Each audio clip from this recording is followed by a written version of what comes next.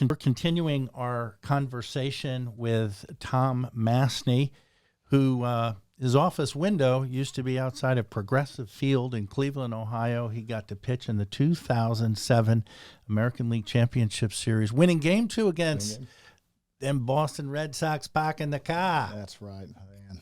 It brings back painful memories when I see that that B, or I hear the I think it's the Dropkick Nancy's or whatever, Dropkick Murphys, I think, singing their famous song. Yeah, wow. Well, now Tom is joining your team and other teams across the CSRA in terms of benefits and helping you in a difficult time finding really good employees. I would just think that now more than ever, taking care of your employees are really critical. Yes, it is. I mean, as you're trying to hire an employee, I think right now the biggest complaint that's out there is we can't find employees. Employees are out there, but it's how do you attract and retain those top employees? And employee benefits play a huge role in that, whether it's medical, dental, vision, short-term, long-term disability, or even life products.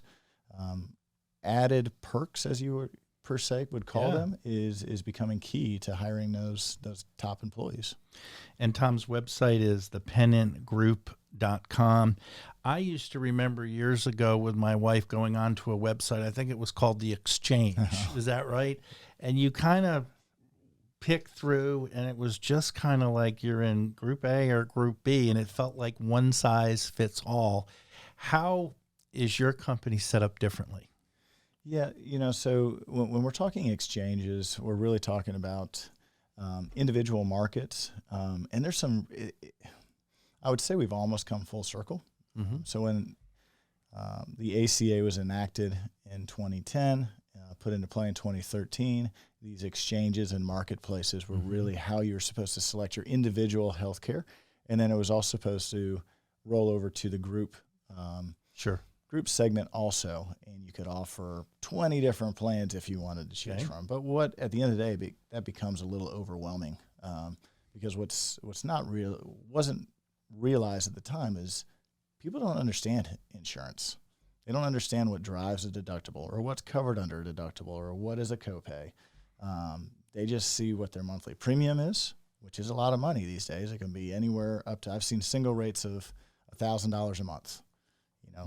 Health insurance for some people is more than their mortgage payment. Right. And ultimately something has to change there. But our goal at the Pennant Group is to start driving down those costs or educating on what's driving those costs and then coming up with solutions, the right fit solution for that employer and employee at the moment. And there's a lot of neat changes that are coming to our market. Insurance can almost be like going to the grocery store, like a commodity, like you're buying a product. How has that occurred in the area, I guess? And again, how do you try to approach it a little differently? Yeah, it's unfortunately the insurance carriers are what dictate the marketplace. There's two sides of it, right? So we here in the CSRA are actually in a pretty good spot for health insurance premiums, but also competition. We have 3 healthcare systems that compete for your business, and then we have 5 health insurance carriers that compete for your business.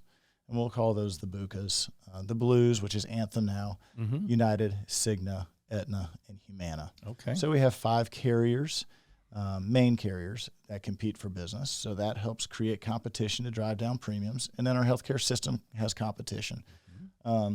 So from a marketplace standpoint in the United States, we're in a good place today. I'd say in the next 2 to 3 years, that's going to change. I mean, we've got some outside entities coming to our market that their cost of care, they're from a large metropolitan area, their cost of care and what they charge for a procedure is a lot higher. Ultimately, if you're paying more at the hospital, then you're going to get charged more from the premiums. So what we're trying to do is pull back that curtain, see what's really driving that employer's costs if we can, and then come up with a 5-year plan to mitigate some of their risks.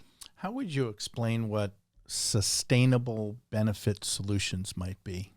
Yeah, so sustainability to me in our industry is really the employers taking back control of healthcare. To me right now, the insurance companies are dictating what you pay, and we don't understand why we're paying it, because they have the data and it's their data, and they're only going to share with you what they want. So sustainability to me is having affordable health care that works for an employer and their employees and covers what the employees want.